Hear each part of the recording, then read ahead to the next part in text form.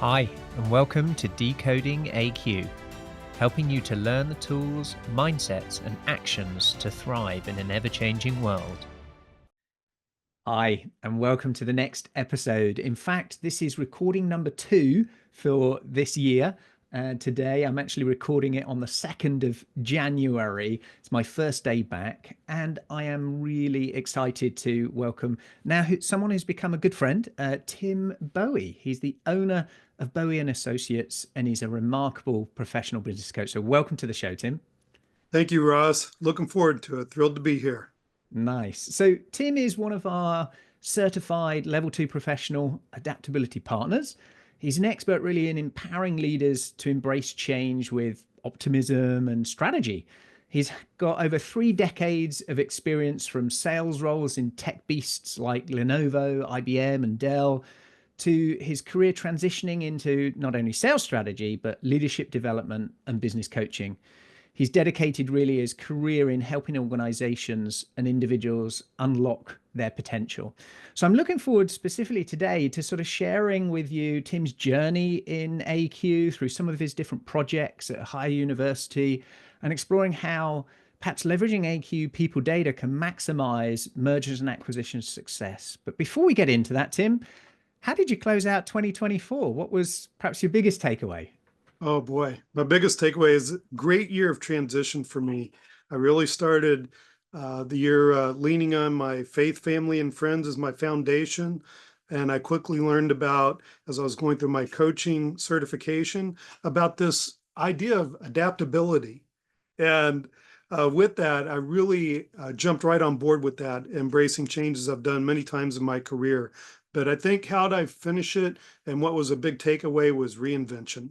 I once again reinvented myself from the former self. I had to let go of that one and figure out the new self. And it's been really fantastic. I've learned a lot this year.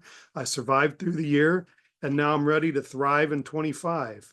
I actually had this from one of my daughters, 2020 thrive. It's now going to be 2020 thrive. I like it. I like it.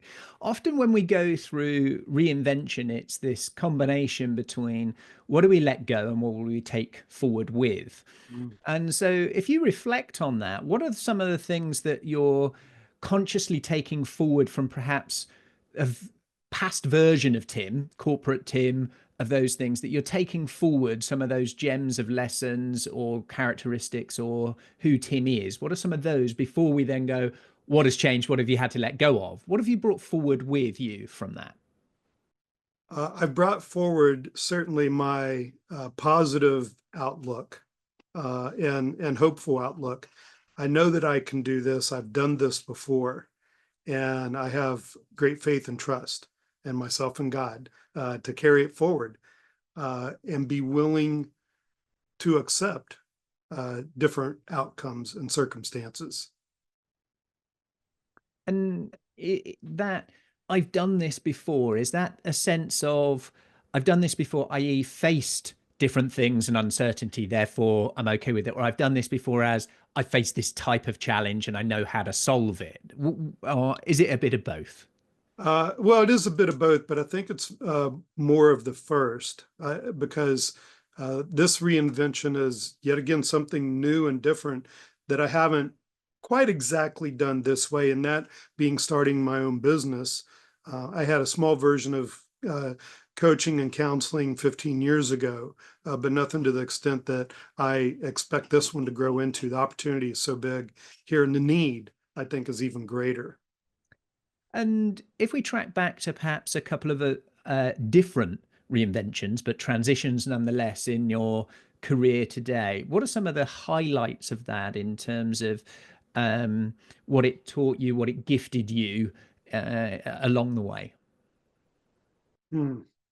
The one that I'm most proud of and think I got the most from really was my transition from hardware, software, IT sales to education sales, not selling in the education space, but helping our customers as they're transitioning in their IT platforms. This was at Dell and EMC, formerly EMC, as they're transitioning in their platforms from their as is to the to be state with the new technology they're buying. I was able to help with skills gaps, identify the skills gaps, and then help them transition their teams to those new necessary skills.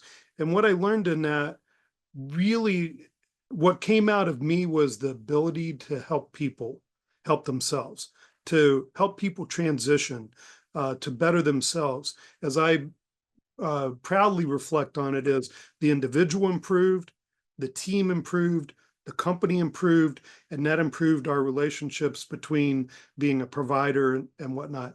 So my takeaway from that is it really helped me get the foundation of what I love and thrive in, is helping other people. And I can carry that to any type of profession, but particularly in a coaching profession. That's the foundation, is helping people see things differently and draw out the best of themselves and improve, which improves the world around us. Absolutely, it does. And I'm sure that many listening would say, yeah, we're in that zone right now, right? In terms of how do we analyze what skills we currently have, where are the gaps, and how do we move to the future state of requirements? So walk me through perhaps some of those, a project that comes to mind of what did that actually look like when we say these things and we go, oh yeah, it was a skills gap analysis and I help people reach their potential. Walk me through a little bit of some of the actual stories and steps of what you experienced, and maybe point out a few indicators of, hey, this went well, this didn't go so well. Take me through a journey of that, Tim. I want to start with, first, this is when cloud started becoming a thing in the storage industry. Cloud was hitting the landscape in about 2012. A few years before that, started becoming more mainstream after that. And I remember one gentleman in particular that, so I'll take this on an individual level, and then I'll go to an organizational level with another example. So this gentleman embraced our cloud certification offering that we had, which was not set on any particular technology. It was more conceptual about infrastructure moving to the cloud and how to become a cloud architect, if you will, to help design that. And it's fantastic, Ross, when you can get an individual who really is open-minded and willing to invest in himself and let go and be willing to learn new things. And I remember one guy in particular, and we walked through a journey together of really 3 different certification levels for this gentleman. And it changed his career trajectory and that of his organization that he's working for, a major power organization, energy company here in Columbus, Ohio, American Electric Power. And this guy, with his change in his foresight, he was able to lead that organization into the cloud infrastructure that they needed. So that, and I have many examples like that, I'm sure, but that was one in particular that was early on in my journey into the education space. So before you go on to sort of organization level, so an individual, as you mentioned, it's good when they have an open mind, right? So they're going in willingly. I see an opportunity, I want to do that. So that's key. But then some of the sort of practicalities of that, we're so overwhelmed with different modalities that we can do that in terms of, was it scenario based? Was it experiences? Was it peer learning? Was he with cohorts? Was it all online? What were some of the actual details of that program, and what kind of period was that going over? Did he go from this open-minded and 3 months later he's certified and he's leading the business? Did it take a year? Give us some scope around that to give some flavor of, I don't feel quite so bad with what I'm now facing or I'm doing or what I'm trying to implement, or, whoa, I really need to level up here. So give us a framework of reference for that, Tim. In that day, in that time period, I don't recall that we were streaming the classes or education at that point. So in his case, it was live classes. So he was in, with a group of people live. So not a designated cohort, but just out of the circumstance, you would make your own cohort. We did have static filming of the class, and then somebody could go through a class that way too.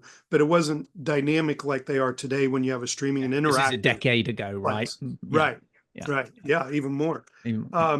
And I don't recall a time frame, but I'm sure that it was more over a 6 month to probably a year and a half period. It wasn't just a bam, bam, bam Yeah. and get it Suddenly done. wakes up on the following morning and going, Eureka, I've got it. It's often a period of learn, reflect, apply, readjust as we go through this.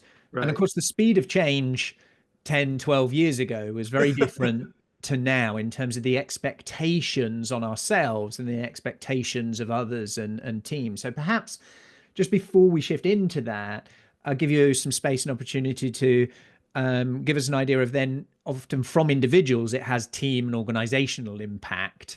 So share perhaps some stories and an example of that, of this shift of using education as a lever of growth, right? Oh my gosh, where to start? Where to start, and then when to stop? So I'm going to use. I dealt with the big auto industry here in the United States, and one of them was doing a very fundamental shift from for decades having outsourced the majority of their IT to they had a new CEO come in, and now they're doing an insourcing of all their IT, not in the tune of hundreds of people, but in the tune of thousands to tens of thousands of new people coming in.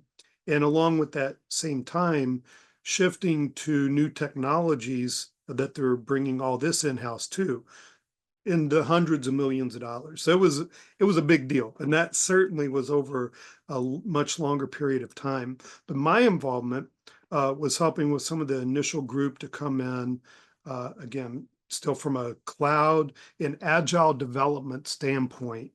And I had a team of people that I worked with on the outside to help with the company on the inside design these plans or put together these plans around this transformation. It was a huge IT transformation project, as you could imagine, plus doing all the insourcing. And we helped hundreds and hundreds of these people change their career and step into a new career because a lot of those jobs didn't exist, not in that organization. So we needed to train from a base level to then also a very specific detailed level, especially around agile development. If we don't hear much about that today. It's really mainstream, but 5 years ago, it wasn't new, but it was certainly top of mind and radar for people at that time. And I guess in a similar way of going from this mentality of maintaining a physical solution base for an IT infrastructure to a thinking about cloud and just getting our heads around that, all the shifts of perspective of thinking, the SOPs, the technology, and then the roles was a massive shift for people to go through. And I can envisage a very similar shift taking place now around embedding AI, right? So we Yeah. went from a way of doing things before that was successful, that had roles, that had skills, that had, a t-shirt wearing that I'm valuable because I have this knowledge and I provide this service, to now suddenly how I provide value needs to shift and change, and my role and my tasks and everything needs to shift and change. We were at the precipice of that with AI interfacing in every avenue, every industry, every task in our world. And it's a combination of just the same things you talked about, isn't it? Of the mindset set, the perspectives, new technology adaptations, new roles, new skills, new SOPs. And so what are you seeing, perhaps before we explore more in the corporate world, what's going on inside universities? Because you've been working a little bit and doing some projects. I mentioned it earlier about a higher university, because if it's anywhere, we need to upstream it into education earlier, don't we? Right, alongside Yes. latter education for the entire workforce. Now, just give me some flavor for what was it? What was the project? What were you involved in? And give me some highlights for that, Tim.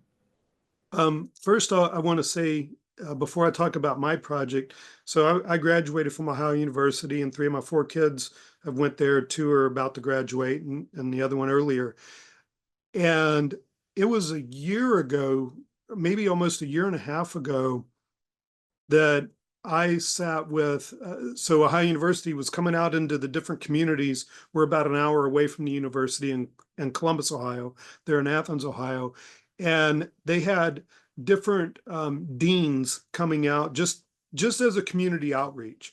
And I was so proud that they were right on front and top of incorporating education about AI into their curriculums, not only for the students, but also for each, part of the different schools, like engineering, even art. And they were early adopters trying to figure out, how do we incorporate this AI stuff, into our programs, one, so we can, have that competitive advantage, but also how we can prepare the future workforce.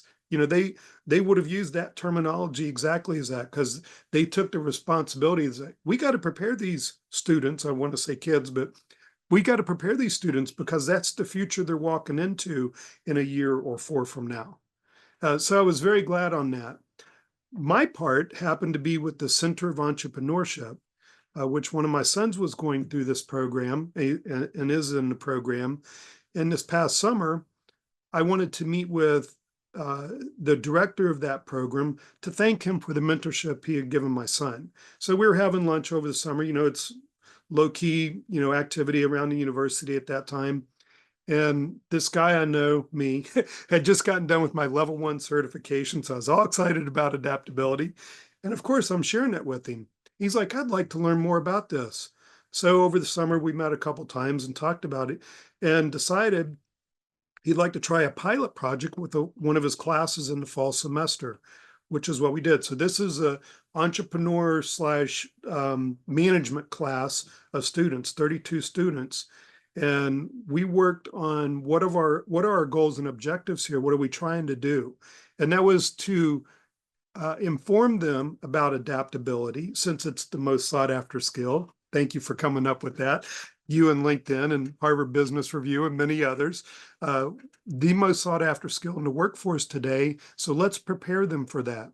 So teach them a little bit about adaptability, give them a baseline, which we can do with our ACE model and the AQ assessment, then help them with development. So if you have areas that you're strong in, lean into that. If you have areas to develop, do that. And I want to inflect here just for a moment, because as I was working on this project for my level 2 case study, I thought about where are these students going to want to go when they graduate. So I started mapping out the different parts of our 15 subdimensions to different job roles. So I looked at engineer, technical, sales, administrative, founder, leadership. I had about 7 or 8 different, and I mapped out different subdimensions to those so that I could show the students, show the class, if you want to be this, here's the subdimensions. So if you're strong in these, great. If you want to be this and you need certain ones to develop in that area. So we took them through that phase. And then the last phase of our education with them was to do mock interviews. And sadly, I didn't actually get to participate in that myself. But the point of that is to say, instead of just saying, oh, I've taken an adaptability assessment, here's my adaptability journey. So they can talk through that in their interviews as they're, getting out into the workforce. And it's a huge differentiator and benefit for them to have gone through that. One of the things that stood out a lot to me was the director had actually done a soft, not an assessment, but a questionnaire. How adaptable do you think you are? And they all thought they were very adaptable. But the test results showed a little bit different, that there was definitely some room to improve. And keep in mind, this group is coming, they're the ones who they went through COVID for their high school or first couple years of college. So it's they are an adaptable group, but in a different perspective. So I'm sorry, go ahead. Yeah, no, I think it's fascinating, isn't it? How we instinctively feel a certain way about something. And then, that perspective is often true, but it's contextual, certainly for adaptability, right? Textual. We're all adaptable as long as we're living, as long as we're alive, right? We're adapting to new things, new information, new relationships, new people, new circumstances, new political leaders, whatever it may be. We're adapting to those in different ways that we might want to accept and tolerate and cope. We might require a transformation and change of ourselves in order to survive or thrive within that shift. Or we might say, I don't like that environment. I want to work on changing the environment and change a policy, change an industry, change a law, change a whatever it might be, perspective of people around how we treat other people or how we treat societal factors or climate factors or various things. So this adaptation, that is life, right? A series of adaptations. And I think what's really important is what you've been looking at there is the intentional use of this. So the intentional use to gain progress towards a set desired goal. So if a desired goal might be, okay, how do I show up as me in a role that I want to go for?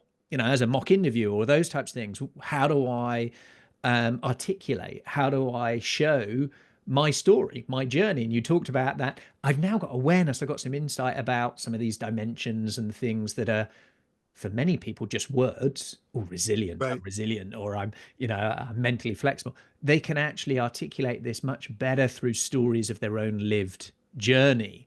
And have you had yet, because I know it's still quite fresh, any nuggets of outcomes or situations that have happened post some of that program, Tim? I don't, but I have a call scheduled Monday with Paul, the director, and we're going to review that because the semester just finished right before Christmas.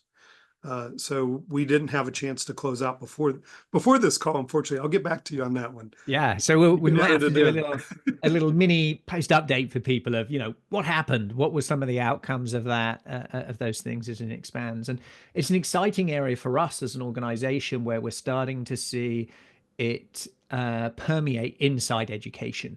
There are several 4 or 5 universities now around the world that are starting to put our, as you mentioned, ACE model, ability, character, environment, and our whole platform program into the curriculum of certain university programs, which is just fascinating, amazing opportunity that we hadn't envisaged when we started out. Right, you lay the tracks just as a few in front as you go, of the opportunities.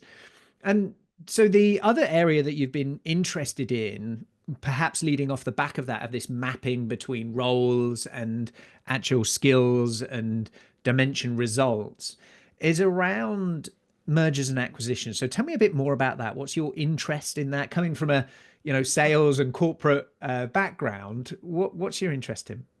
Well, I'm glad that you brought this up because I really did hope that we would have a chance to talk about it. It's amazing to me, Ross, how everything in my world is just aligning so perfectly. And I can look back and start connecting the dots through my history, my career, that's prepared me for this today. And it has to do with being in IT. I've picked some winners and I've picked some losers in terms of my employers. So I've been through quite a few mergers and acquisitions. And I remember in some dark times at post 2000, sitting in this big warehouse of an office and just seeing people walk down the hallway, and you just know that they're not coming back. And it was terrible. It was very bad. But anyway, I went through that, and I've gone through the ones like with the Dell and EMC merger and acquisition. Which was a huge one, right? Huge. It was the largest IT acquisition, still even today. Yep. And I think by and large, it was very successful. Yeah, some people lost their jobs. A lot of people lost their jobs. People were still losing their jobs. Many new people got new jobs too as a result of it. But back to the point relative to on the heels of finishing my project at a high university and having done the job role mapping with the different subdimensions from our ACE model, I was working with a company that they had kind of stalled in talking to me. And then I found out why is because they were going through an acquisition. And then or a merger, actually, they got acquired. Once once that was out publicly, then they re-engaged with me. And they're like, okay, we're not ready yet, but it got me thinking with this job role mapping, it's perfect. Not only the adaptability idea in the merger and acquisition space, because there's so much change going on, but particularly around this job role mapping, because it's helpful for the teams on the acquisition side and on the acquired side, because job roles are going to change on both sides. And if we can help them have a different, help them just invest in any energy and time and development of them is going to help these people stick around.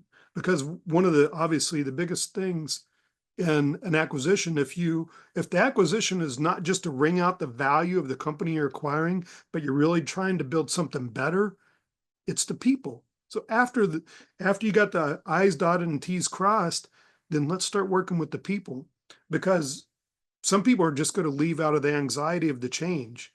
Other people are going to kind of see how it goes. And if you're not engaging them, 6 months down the road, there's going to be attrition. But I think we've got something to solve and address that. And just get so excited about having had the history in that space, not working in mergers and acquisitions, but being part of them.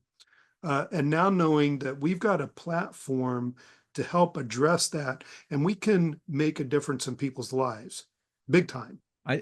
It is really interesting, all the little niche opportunities of application of something. So if you take an invention, take the pen, for example, how it can be used in so many different circumstances, right? To to get married, to get divorced, to sign a job, to end a job, to all of these different things. It's inert until we give it meaning, till we give it a purpose. It's a bit like some of this data inside our adaptability intelligence is until we give it a context and a purpose, it's kind of, well, okay, what is it? How do I use it? And so this opportunity of mergers and acquisitions is a fascinating one. And I think it comes from a set of experiences and then a desire to improve state. And so Yes. if you've got some level of knowledge and then a desire to shift it, as long as you've not got too much knowledge that you can't see the opportunities because you're too close, you need an element of naivety to innovate, right? We need an element of curiosity and discovery. And we've actually had one of our very first organizations that said we're in was a construction and engineering firm that the application of use was for acquisitions. And they would acquire somewhere between 5 and 6 new companies per year. And they were growing rapidly. And over the last 4 years or so, they've been using AQ to map and identify each time they bring on a new, anywhere between 20 people, 100 people, 150 new people in each organization that they acquire as they expand across the states. They're now in, I think, 90 plus locations, and they've been acquiring along the way.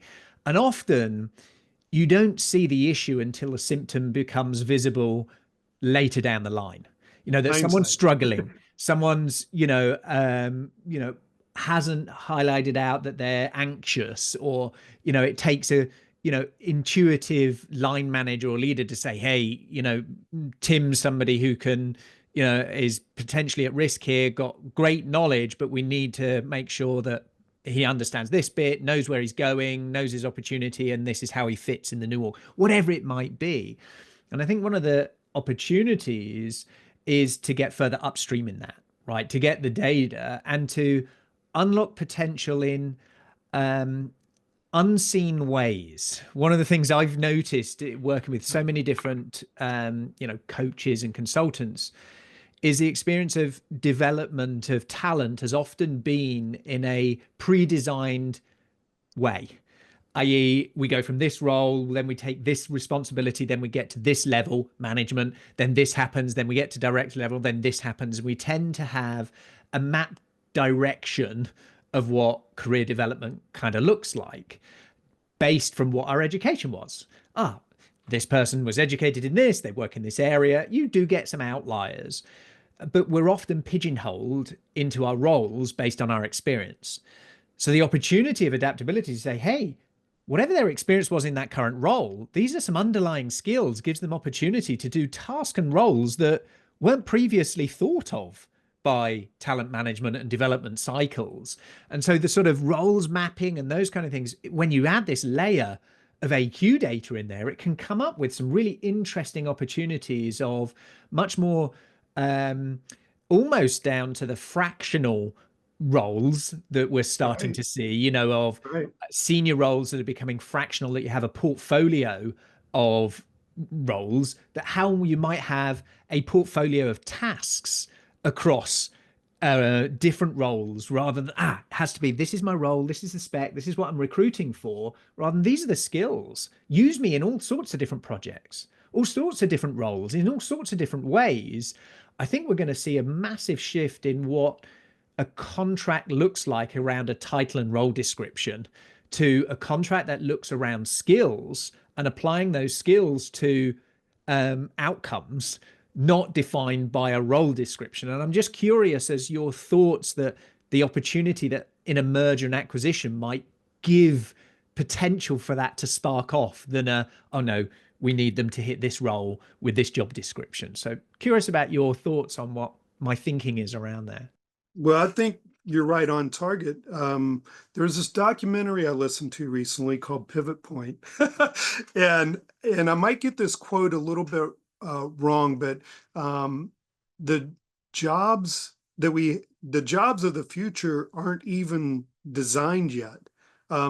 So people are hiring for these jobs that don't even exist yet, because so much of the roles today aren't going to apply. And it's just in the next few years, like 40% of the jobs won't even exist today that are here today, or won't exist then that are here today. Is that right? Yeah, there's so much data around this, right? In terms of, you know, different studies, whether it's McKinsey, LinkedIn, you know, Korn Ferry now, just realizing the absolutely exponential shift of job roles. So coming back to your stories earlier of shifting from, you know, IT roles in a pre-cloud era to IT roles post-cloud era, we're going to have a similar shift, if not even larger, where cloud was in a particular niche area of careers and industry. Imagine that in every industry, in every type of job and career, with a little bit of extra speed and extra impact on. I think that's where we're at, that, you know, the reality of what the job role is shifting, and the types of tasks, not only the types of tasks, but the way those tasks can be delivered, and the expertise required to deliver them.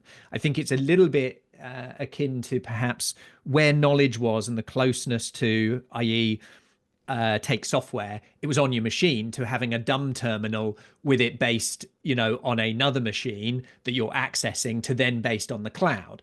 Therefore, what does your machine, the interface moment require? Similar for humans and human tasks, is that we've often felt, no, the software has to be installed and the knowledge has to be installed. What I think we're now starting to see is the principles need to be installed and methodologies need to be installed, not the, you know, knowledge or expertise. And that can exist at a distance in technology, and use those as levers that we can then look at, what's the point? What's the purpose? What am I trying to do? And can we discern how to take that information into insights to make decisions? So I think there's these compounding factors layering in that will redefine roles, tasks, job descriptions. So I would like to add in too on what's got me excited about the M&A space, and it's as much the need more than the opportunity, if you will. But the need is in the United States and probably in Europe and other developed countries as well, is the baby boomer age. You know, I'm at the end of the baby boomers with my age. I'll be 62 this month. And 40% of all small businesses in the US are owned by this baby boomer generation. And they're all going to transition. They say in the next 5 years, let's say 5 to 10 years, these businesses are going to transition. They're either going to go out of business, they're going to go to a family member, they're going to be acquired or whatever. And they estimate that to be about 10 million businesses. So this is, you know, regardless of how much acquisitions and mergers have been going on now, I think it's probably hardly anything. You know, we use the rate of change. You know, we're in that curve on the hockey stick. We're in the same way on business transition, and we marry that with our moonshot goal of helping 100 million people by 2030. It's just a marriage made. I mean, we need to get. I want to get all of our coaches jumping in on this because the need is there. So great. To help those organizations and help the people, help the individuals. And so where are you starting on that journey in terms of, okay, so you've identified a trend, M&As is going to increase. You've identified a need during M&As in terms of that transition of the people going through change, need support, need to adapt, new processes, new systems, new roles. Yes. What do you do next when you've got those two things identified? What are you doing, and what does your 2020 thrive 2025 look like for you? Of what are you, how are you going to approach this? So I have two responses to that. And the first is I've already been working with some M&A brokers to kind of vet this out. Is there value here? How does it fit in? Where does it fit in, like from a timing standpoint? You know, the earlier we can get in about adaptability, it doesn't have to be about the merger or acquisition, it's just about change. So let's help those people there. And then the more successful the M&A will be. But if we're coming in after the acquisition has happened, it's still, hey, you just went through change. Let us help you learn how to embrace that. So that's one part. And I'm glad that you're focused on the HR folks, because that's the other part that I've had a couple interviews or meetings with some HR folks to also vet this out. Like, am I going along the right path here to help in the development, you know, of people as they're going through these changes? So that's part one. And part two is, what am I going to do in 25, 20 thrive? Is I've just got to get one. I've got to get a customer so we can start working through it. And then we learn so much as we just, you know, the good and the bad and the what we got to change as going through that. I don't have that target company yet, but that's top of mind for Q1 for me. That's number one goal. That initial pioneer, that organization that says, I hear what you're saying, Tim, we're going through it, come and help us. And realizing this critical intensity of that moment of an M&A transition, of a relationship, an identity, who I work for, why I work for them, who I'm working with, in what way, in what systems. And suddenly all of that is shifting. And that's shifting on both sides, right, of those organizations. And, it's how does it integrate with the current plans, right? Nobody wants more work to do. They want the work that they're currently doing being easier, better, more fulfilling, more productive, more worthwhile. So I think one of the challenges that many of us face, right? We have a tool, we have something that's interesting, we see it now, pockets of outcomes that are giving us an indication that, yeah, this is worthwhile. So you get the reports, you get the research from these big houses, then you start to look at who's adopting it and why, and does it solve some of the challenges, and does it help them realize the opportunities that they want to? So for you, it's then this phase of, okay, I'm focused in on this niche, M&As. I'm looking for an organization that is going through it and willing to say, okay, let's get some people data. Let's look at this and see if we can identify high potential, those at risk. What are we doing? How do we transition through that period? And you're speaking to brokers as a potential way in to some of those things, right? Right. Um, what would it look like in terms of give me the pitch? I'm about to acquire somebody, all right, of an organization. Why would working with you and using this data help me? What's it helping me achieve? What's my job to be done? What, in 6 months' time, what does my world look like? Walk me through that, Tim. So Ross, you're getting ready to acquire another company, right? I understand that, and I appreciate you sharing that with me. What's the most important element of that acquisition? Why are you doing it? I think there's a couple of reasons why I'm doing it. One is to bring another product into our portfolio to our current customers and audience that I think is going to provide value. And the other one is on the flip side, a distribution network of their customers and their channel for our product. So it's those two things that I want to be able to leverage in this acquisition of taking two unique products that apply to each other's customers and have a program that then delivers and integrates value for both of them. Now, I recognize that, um, the two organizations are at different stages of their journey, different sizes in terms of they have, in fact, this is a interesting role play because there is one I have in mind, that have about 900 partners. Similar in our space, have a psychometric, have an assessment model of those sorts of things. And to your point of the ownership age and succession and period, there's an opportunity, right? I'm hungry. We approach it in a very different technological way. And I see huge opportunities there. So I believe I can leverage increased value for our customers and their customers.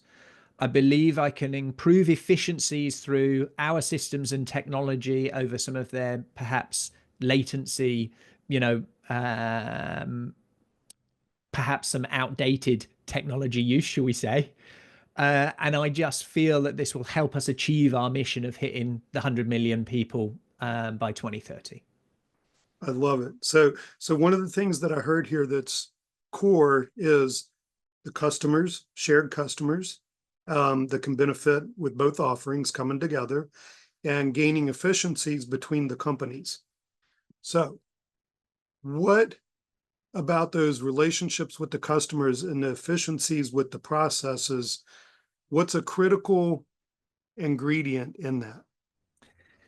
So I think when I look at it in terms of looking at our own community, it's built on relationships, the relationships of the people and what they believe. So what they believe of what has value and what doesn't have value, and what problems they can solve and can't solve. And so that can be an incredible advantage, but it can also be a disadvantage to, I don't need anything new. I've already got something that I'm trying to get traction with, I'm trying to work with, trying to get in there. And you're now wanting us to put another dish on the menu. And I think that's going to be one of the key challenges for building understanding and belief in the relationships of how these products integrate with each other, how they still serve the client in different ways, without people going, "Oh, well, that's not important to me. I'm not that passionate about that because I've been passionate about this." And because they're passionate about a product, in my mind, is the barrier versus they're passionate about the outcome for the client that they're wanting, irrelevant of what the product happens to be. So I think that's going to be a key transition for both our community that are very passionate about the product, whilst we hope that they're and think they're passionate about the outcome. It's still very much shiny object mentality of, I've got this thing, it's really great, versus it doesn't matter what the thing is, it's the outcome that's there. And I think that transition, both for our community and for the community that we would acquire, is ripe with challenge and opportunity, Tim. You've been in business a long time. You've started more than one company, and so in an acquisition, there's going to be a certain percentage of the workforce on either side that might not stick around to see what you've got going on. What if I could give you a solution to help improve that outcome, to improve, because I am passionate about the outcome. What if I could give you a solution to help keep those people on board, especially the key people, to help them embrace the changes that's happening on both sides? I'm sure you're going to say, yeah, tell me more about it. Well, that's Yeah, I think the challenge, Tim, is around the when does the value come, the time to value. So if I'm adopting something new like this, um, having that CEO hat on of a company that's acquiring, not of the one that is, providing the service that you're talking about. For me, it's about, well, are you wanting me to bet and risk my time, my people, my focus, and my money on something that may or may not have that result? You might show me stuff, you might give me things. I don't know till the back end. And when I'm at that back end, I don't know if it was because of what we did together or something else. So what's really difficult for me when you're acquiring services to solve a problem is, did it really result in the outcome? And what would have happened if we did or didn't do it? Right? I don't know. And some of the challenges in, if I've got to write a check now versus write the check on the back end, that's different. What have I got to write in terms of the check that is time commitment is important to me? So these people that I'm bringing in, am I writing a check on their behalf that says they need to show up in X amount of education, coaching, training, etc., of those things? Is that buy-in is going to be so critical for me, is that I need to know that you're going to help me make it dead easy for them, not overburden them with their responsibilities in time when they're going to be stressed and anxious with a ton of stuff to do. So I want it to be easy to implement. I want it to, I want to know whether it's worked or not. And I want to, give value to you commensurate to the value that I gain. And I'm more happy to do that at the back end than I am at the front end. That's my thinking. so. If I can give you all of that, if I can give you some of that, if I can help you improve the acceptance of your people, within the merger and acquisition, and reduce the attrition that's naturally going to happen to one degree or another, which I think we both agreed, yeah, that's going to happen to some degree. But you don't even pay me until after the fact, after you get through it and we see the results, because we can measure results. And will it be all because of the solution we come up with? No, there's going to be other factors that go into that. But data shows us that investing in people, developing in people, really regardless of whatever you're doing, but in this case around adaptability, there's productivity improvement, there's loyalty improvement. And I've got different data points to back all that up. There's cost reduction in the employee because of well-being, missed days of work. How about intellectual capital, walking out the door? It's a hard one to measure, but if we can improve some of these things, all of these things just a little bit, it's a worthwhile adventure. Yeah. And I think it's interesting, as you role play and you go through these types of scenarios, to hook into what are the triggers of the decision making, who are making those decisions, i.e. I might be more interested in people feeling great about it and adopting the new products really well. The finance guy might be way more interested in, what's the numbers, Tim? Show me how this is going to impact the adoptions and speed of sales of the merger, that instead of it taking 3 months for us to get everybody on board to the new propositions, I want to do it in 2, or whatever it may be. And I think it's very practically looking at what can be done and when over an integrated approach with projects that are already happening, that makes it easy just to append, rather than, oh, I've got this whole big other thing to do, because it's already a big thing to do, right? So for me, it would be understanding what work streams we've currently got, what are the current onboarding and development cycles, and where does this integrate within it, and making that just dead easy. So my advice back to you, Tim, in this process is to just make it really easy for that person to understand how you support that integration into what they're already doing of using this data, using coaching, using the community, whatever those things are, those modalities, and what the framework of the contract of what am I contracting to you with, other than writing a check, and what that clarity of that is, of the expectation of people, and then help me, if I'm passionate about it as the champion, get other people internally, the stakeholders, bought into this. How do you do that? What do you do? Do you share a story? Do you come in? Do you do elements that just phase it with gates? Let's get this done quick. Let's get a pilot going. Let's see what impact we can do within 1 week, within 4 weeks, within 90 days. What does that really look like? Because obviously with an M&A, time is of the essence, right? In that first 90 days is critical, and the first 1 year is critical of that. So I want to see glimmers of hope early, and then replicable to mitigate the risks and maximize the opportunities, right? It's a tall order, isn't it? It is. It is. And I think the It's challenge big. of these is that it soon gets complex. And so how do I make it simple to start with, and build from there as you build relationship and rapport and trust with a new one, right? Because you're saying you're looking for that new person. So if anyone who's listening is going through a situation like this that feels up for the opportunity to bring Tim and perhaps other people involved to co-elevate, to co-learn together, I think that would be wicked, wouldn't it? Yes, let's do it. Let's try it. Let's work together, figure it out, make Yeah. it so. Yeah. We know there's challenges there, and it's going to take effort, and it's going to cost money, and it's going to take time. But if they're not addressed after the fact, there's still a challenge. It's going to cost more money, take more time, and more effort to resolve. So let's try to get in front of it. Yeah. And what would be an ideal size for that first pilot for you in terms of, Dell and, I mean, there's a monster.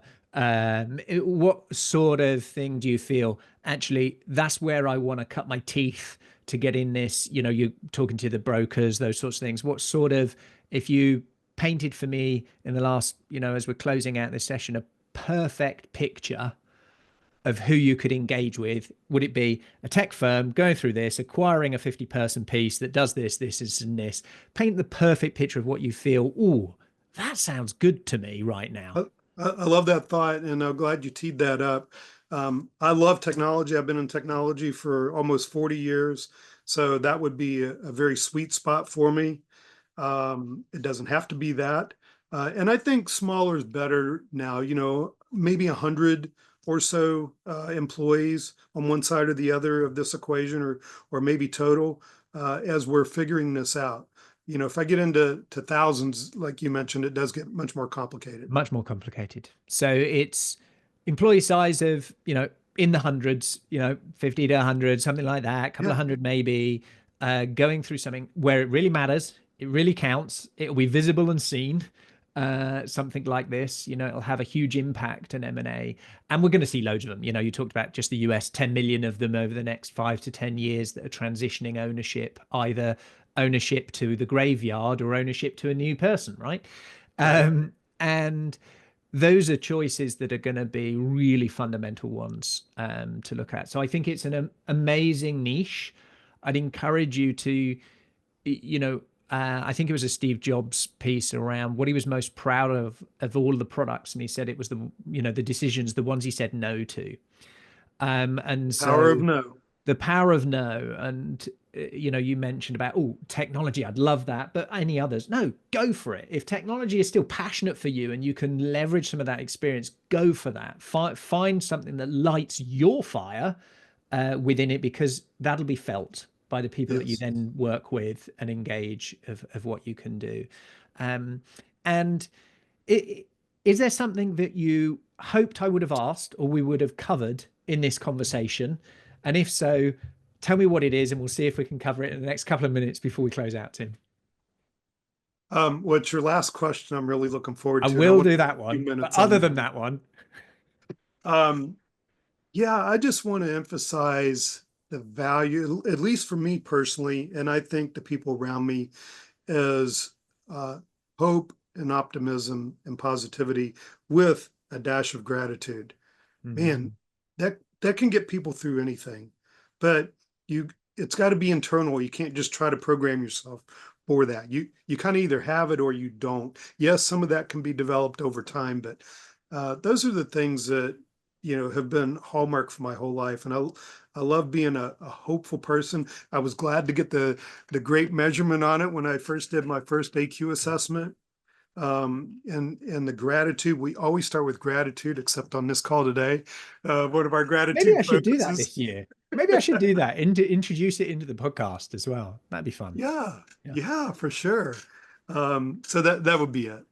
All right. So we'll do two things to finish off, Tim. In fact, three things. First one, importantly, if people want to get in touch with you, how do they get in touch with you? Best way is on LinkedIn. Okay. My contact information there, and my profile's there. So thank you for Perfect. asking So me. Tim Bowie, Bowie, Tim Bowie, on LinkedIn. We'll put in the show notes as well. So the two other pieces, I want to do a gratitude focus at the end of the session. Why not? And then we'll do the last question, which is about the first time stuff, which you know as an avid listener. So, what are you grateful for? Give me the last, perhaps, it's been a end of year period. We started with a key lesson. What are you most grateful for over the last couple of weeks in your life, Tim? Uh, Mine is all family. I've got two daughters that are married and two sons are away at college. And somebody had asked me back in mid-December what I wanted for Christmas, and I'm like, family time. I want all my kids to be there, to get along, to be healthy and happy, and we hit it out of the park. A grand slam of us getting together multiple times, and everybody showed up. We partied, we played cards, we played darts, we shared, we opened gifts. It was a lot of fun. I really, really so grateful for that. And I think before we went on air, it's the duality of gratitude of those moments, plus also those moments ending. Right?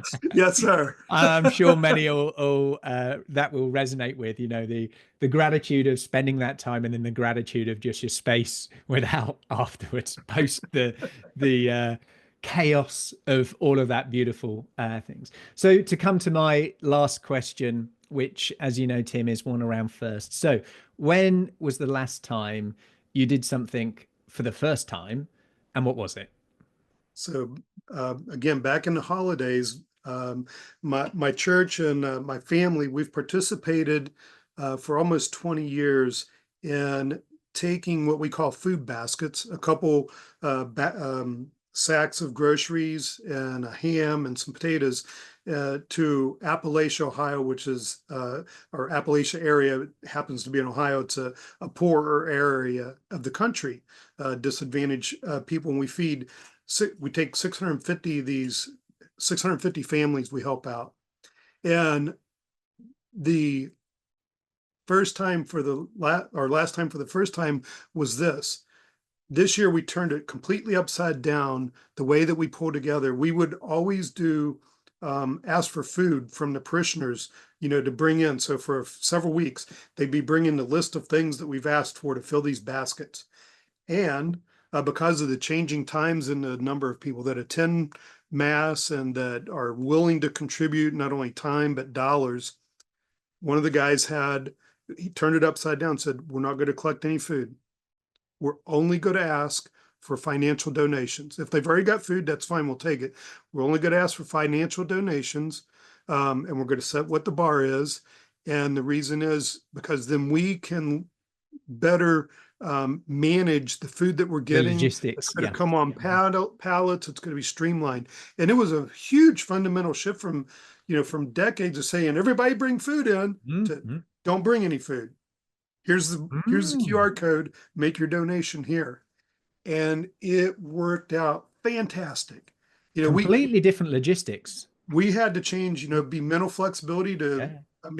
to look at it differently. We had to unlearn the way we've done it for decades and decades. Across the board, from not only the initial receiving of the goods, but also the distribution of it.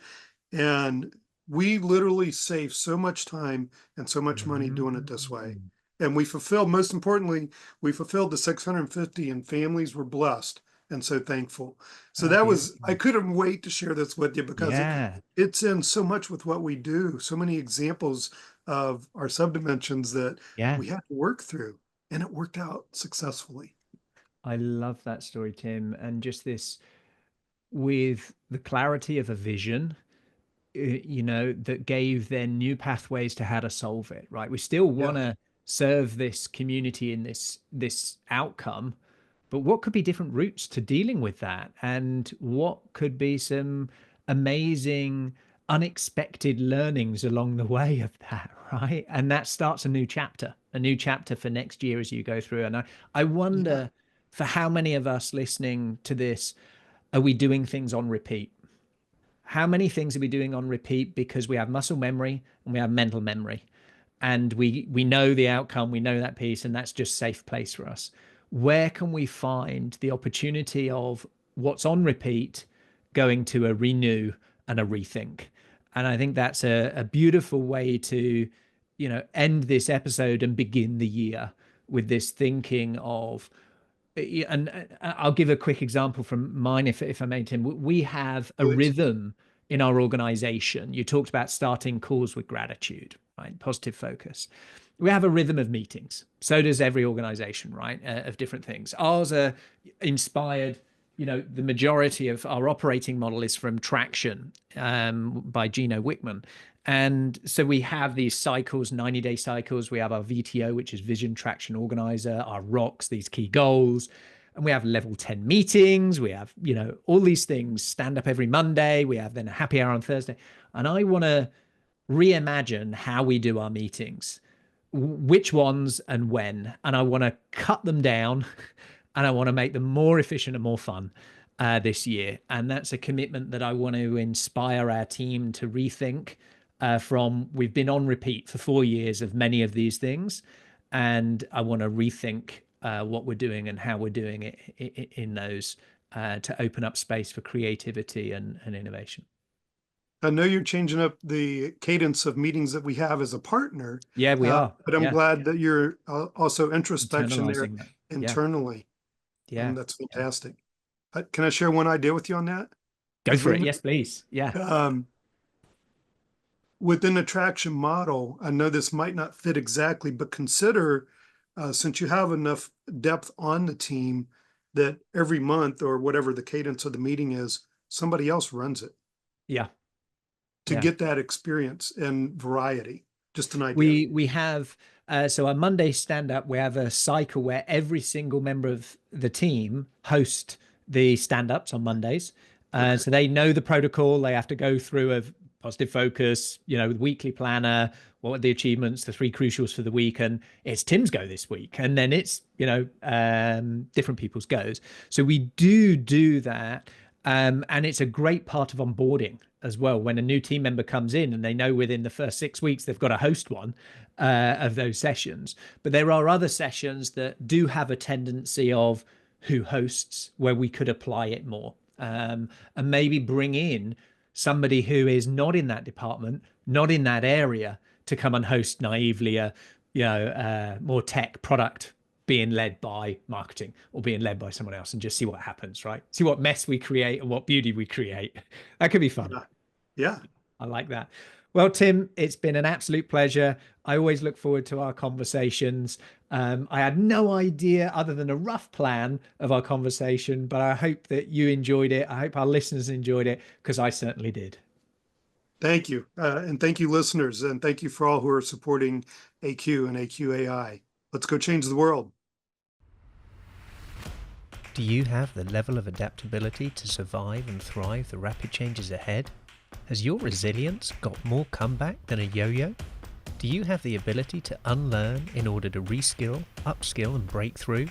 Find out today and uncover your adaptability profile and score, your AQ.